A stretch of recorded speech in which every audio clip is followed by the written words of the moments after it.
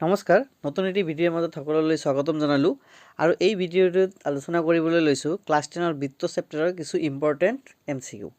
আৰু তোমালোকে যদি এনেকুৱা ধৰণৰ ইম্পৰ্টেণ্ট MCQ পাবলৈ খোজা তেনেহ'লে এই চেনেলটোক তোমালোকে ছাবস্ক্ৰাইব কৰি ৰাখিবা। আৰু যদি কোনোবাই বঙাইগাঁও জিলাৰ বাহিৰত বেলেগ জিলাৰ কোনো ষ্টুডেণ্টে চাই আছে তেনেহ'লে তোমালোকে কি ছাবজেক্টৰ পৰীক্ষা হ'ল সেই ছাবজেক্টৰ কুৱেশ্যন পেপাৰখিনি তোমালোকে কমেণ্ট ছেকশ্যনত দিব পাৰা আৰু তাৰ এনচাৰখিনিও মই দিবলৈ চেষ্টা কৰিম। গতিকে তোমালোকে এই চেনেলটো ছাবস্ক্ৰাইব কৰাৰ লগতে চেনেলটো এটি লাইক কৰি দিবা আৰু অইন কাৰোবাৰ লগতো শ্বেয়াৰ কৰি দিবা। তো ব'লা আমি এতিয়া কুৱেশ্যনবিলাক এটা এটাকৈ চাই লওঁ।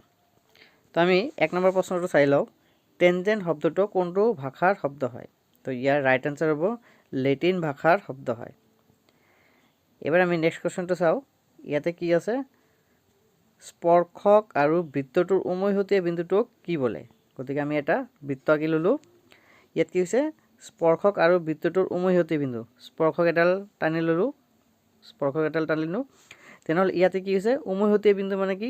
এই স্পৰ্শক আৰু বৃত্তটোৰ মাজত ইয়াতে এটা পইণ্টত টাচ হৈছে, এই পইণ্টত টাচ হৈছে। গতিকে এই পইণ্টক কি বুলি ক'ব? স্পৰ্শ বিন্দু বুলি কোৱা হ'ব। ইয়াতে মই যিকেইটা কুৱেশ্যন দিছোঁ সেইকেইটা কুৱেশ্যন কিন্তু বহুত ইম্পৰ্টেণ্ট কুৱেশ্যন হয়। তোমালোকে এইখিনি ভালকৈ চাবা কাৰণ ইয়াৰ পৰাই কুৱেশ্যন অহাৰ চান্সেছ আছে। নাম্বাৰ 3 কুৱেশ্যনটো আমি একবাৰ চাই লওঁ। কি কৈছে? বৃত্তৰ স্পৰ্শক আৰু স্পৰ্শ বিন্দুত টনা ব্যাসাৰ্ধৰ মাজত কিমান ডিগ্ৰী কোণৰ সৃষ্টি হয়? গতিকে বৃত্ত এটা আঁকি ল'লোঁ বুজাৰ কাৰণে। ইয়াতে কি হৈছে? ব্যাসাৰ্ধ আৰু স্পৰ্শকৰ মাজত কিমান ডিগ্ৰী কোণৰ সৃষ্টি হয়? ইয়াতে নিশ্চয় এটা কোণৰ সৃষ্টি হৈছে। এই কোণটো কি হয়? সদায় 90 ডিগ্ৰী কোণৰ সৃষ্টি কৰে। 4 নম্বৰ কুৱেশ্যনটো হ'ল কি হৈছে? যে বৃত্ত এটাৰ যিকোনো বিন্দুত কেইটা স্পৰ্শক টানিব পাৰি? চাপ'জ বৃত্ত এটা আঁকিলোঁ, ইয়াতে কি কৈছে? যিকোনো এটা বিন্দু। চাপ'জ ইয়াতে এটা বিন্দু লৈছোঁ, তেনেহ'লে কেইটা টানিব পাৰিম? আমি এটাহে টানিব পাৰিম। কুৱেশ্যনটো তোমালোকে ভালকৈ বুজি ল'বা, তাৰপিছতে এনচাৰবিলাক দিবা।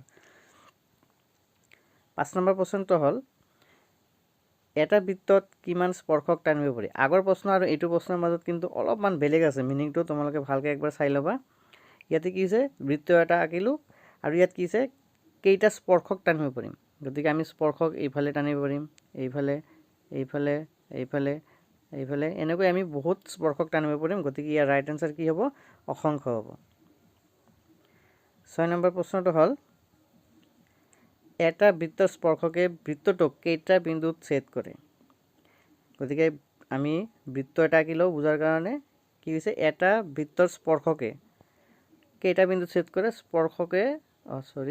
স্পৰ্শকে সদায় এটা পইণ্টতহে টাচ কৰে, এটা বিন্দুতহে টাচ কৰে। গতিকে ইয়াৰ ৰাইট এনচাৰ কি হ'ব? এটা।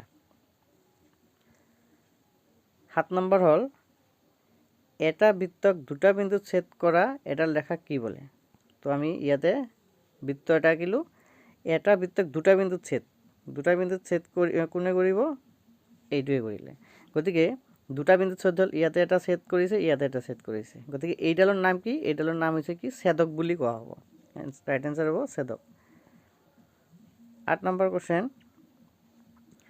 এটা বৃত্তৰ বৰ বেছি কিমানটা সমান্তৰাল স্পৰ্শক থাকিব পাৰে? গতিকে স্পৰ্শক আমি বহুত আঁকিব পাৰোঁ, কিন্তু ইয়াতে কি হৈছে? সমান্তৰাল স্পৰ্শক বুলি কৈছে। সমান্তৰাল স্পৰ্শক যদি আমি আঁকিব খোজোঁ তেনেহ'লে আমি এটা যদি এনেকৈ আঁকো আৰু এটা এনেকৈ আঁকিব লাগিব। গতিকে খুব বেছি কেইটা হ'ব? দুটা হ'ল। গতিকে ইয়াৰ ৰাইট এনচাৰ কি হ'ব? দুটা। এইবাৰ আমি 9 নম্বৰ কুৱেশ্যনটো চাওঁ। 5 চেণ্টিমিটাৰ ব্যাসাৰ্ধযুক্ত এটা বৃত্তৰ এটা বিন্দু পিত টনা এডাল স্পৰ্শক পি কেন্দ্ৰ অ'ৰ মাজেৰে যোৱা এডাল ৰেখা কি বিন্দুত লগ লাগে? যাতে অ' কিউ ইকুৱেল 12 চেণ্টিমিটাৰ, পি কিউৰ দৈৰ্ঘ্য হ'ল, এইটো মই হুবহু কিতাপৰ পৰাই দিছোঁ, তোমালোকে এইটো কৰি চাবা। এইটো ইয়াতে পাইথাগোৰাছৰ সূত্ৰতে এপ্লাই কৰা হ'ব আৰু ইয়াৰ ৰাইট এনচাৰটো হ'ব এইটো। 10 নম্বৰ প্ৰশ্নটো কি দিছে? যে এটা বহিৰ্বিন্দুৰ পৰা বৃত্তলৈ টনা স্পৰ্শকবোৰৰ দৈৰ্ঘ্য কেনেকুৱা হয়? গতিকে আমি কি কৰিলোঁ? প্ৰথমে এটা বৃত্ত আঁকি ল'লোঁ, তাৰপিছত আমি কি কৰিম? বহিৰ্বিন্দুৰ পৰা, এইটো এটা বহিৰ্বিন্দু হয়, ইয়াৰ পৰা আমি স্পৰ্শক টানিব লাগে। এইটো এটা স্পৰ্শক, এইটো এটা স্পৰ্শক। এই স্পৰ্শকবিলাকৰ দৈৰ্ঘ্য কি হয়? সদায় সমান হয়। আৰু ইয়াৰ উপপাদ্য এটা আছে, তোমালোকে উপপাদ্যটো কৰি যাবা কাৰণ সেই উপপাদ্যটো কিন্তু ইম্পৰ্টেণ্ট হয়। এবাৰ আমি 11 নম্বৰ প্ৰশ্নটো চাওঁ। বৃত্তৰ ব্যাসৰ মূৰৰ টনা স্পৰ্শকবোৰৰ প্ৰকৃতি কেনেকুৱা বৃত্তৰ ব্যাসৰ মূৰ সাপোজ আমি এটা বৃত্ত আঁকিলোঁ